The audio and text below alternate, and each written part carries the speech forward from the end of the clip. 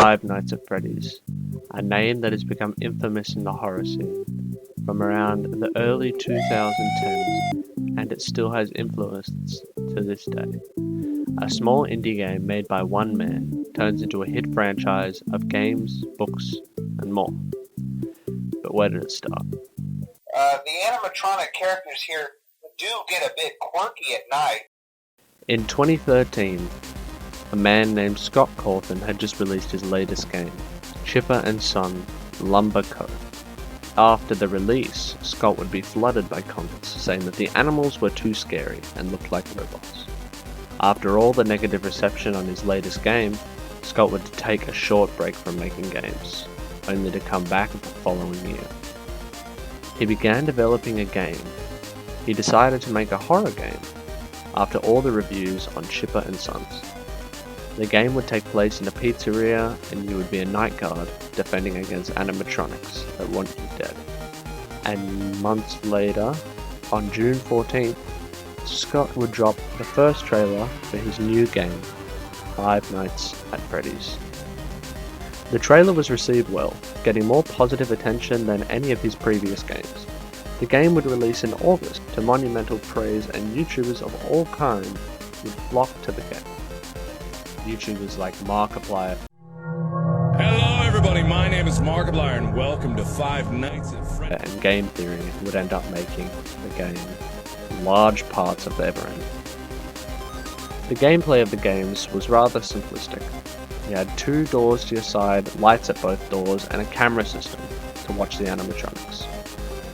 The animatronics would slowly make their way towards you, and when they get to you, you shut the door and then they leave. Pretty simple. But as the nights continue, more mechanics are introduced, like Foxy, who if you don't check on regularly, he will sprint at your door, and if you do not shut it in time, he will kill you. Or Freddy, who once he gets to you, he never leaves your door. On top of all this, the game has a power bar. Doing anything drains your power, whether that's shutting the door, turning the light on, checking the cameras.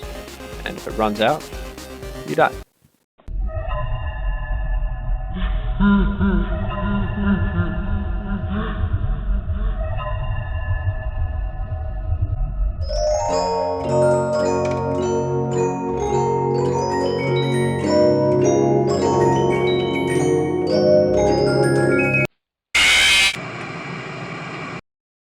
But gameplay wasn't the biggest draw of the games, it was the story.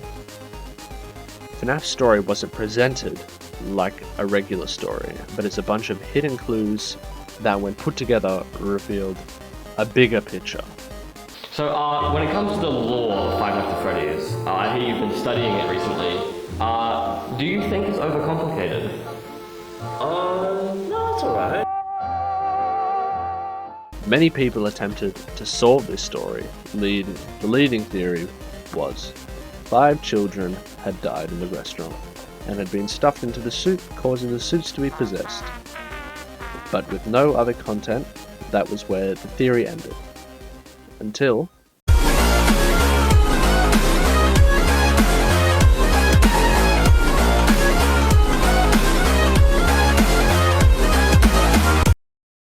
only a couple months later, in October of 2014, Scott dropped the trailer for FNAF 2, a game that looked to expand on the story and mechanics of the first game. The game would release only a month later in November. The game was incredibly well received. It expanded on everything from the original game, increasing the cast of animatronics from 4 to 12. And adding a lot of new mechanics and new lore. The lore this time shows a man dressed in purple, as well as the deaths of even more kids. The leading theory was that purple guy was the culprit for the deaths of the children in both games. And with the amount of support Scott gained from FNAF 2, it wouldn't take long until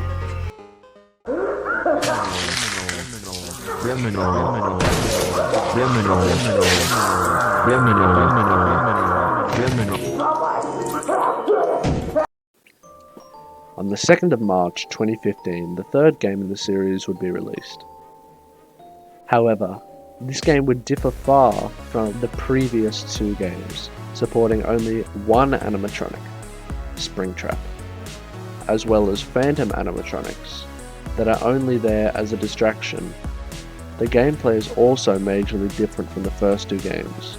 Springtrap slowly wanders the halls. The only way to get rid of him is to use an audio lure.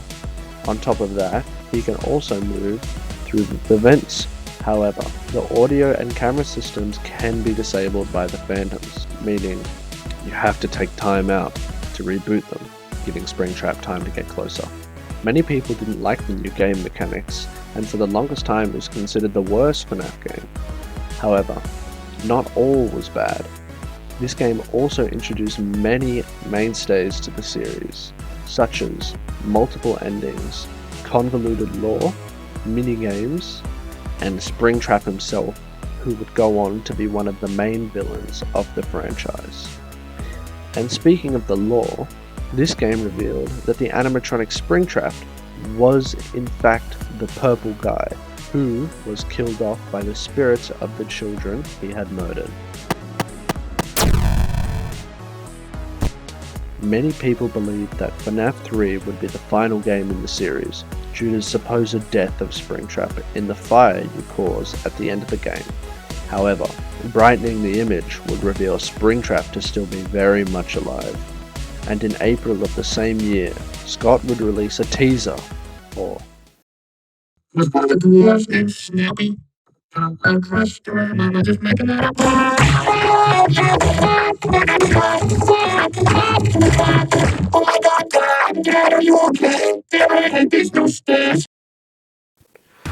FNAF 4's first teaser depicted a nightmarish Freddy with the text, "It was me."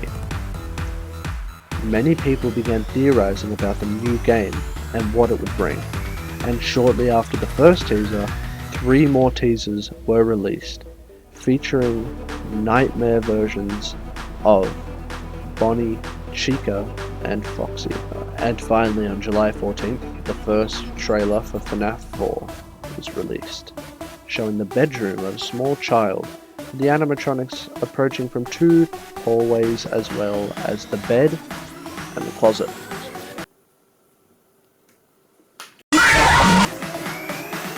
This game as well introduced more mainstay mechanics, such as post-night minigames, the ability to move around slightly.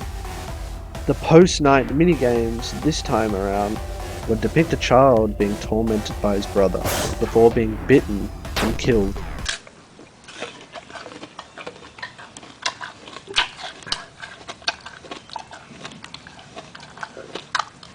By Fredbear. However, this game was nothing compared to Welcome to FNAF World.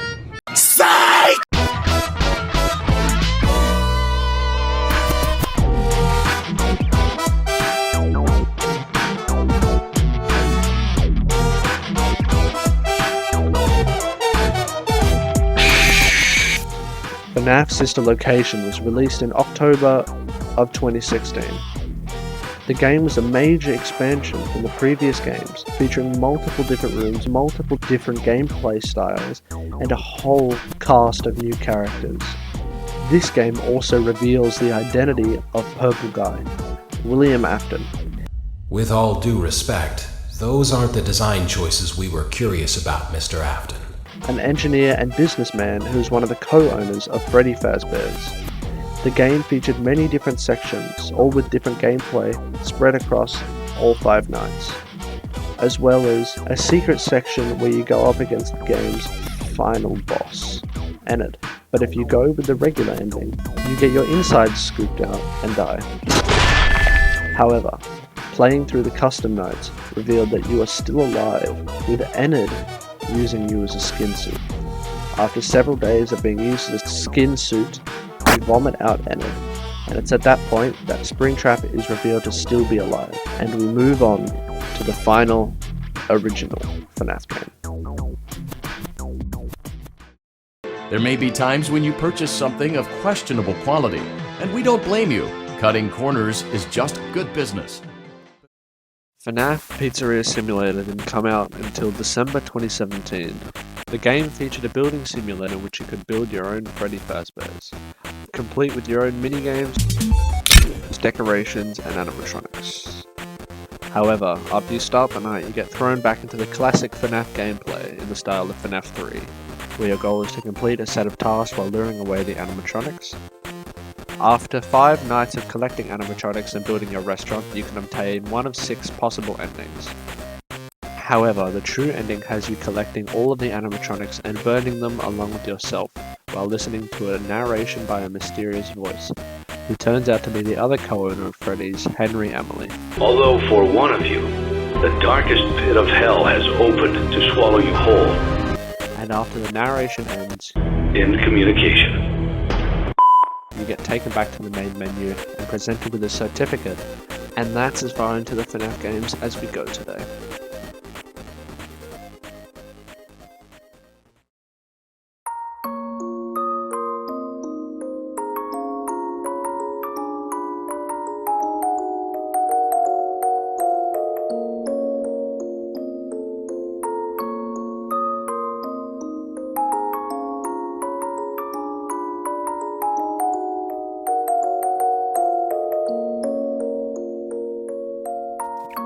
Finally, we reached the end of the first 6 FNAF games. If you want to learn more, you can watch part 2 here for a full deep dive into the lore. And if you like this, don't forget to like and subscribe, and thank you all for watching.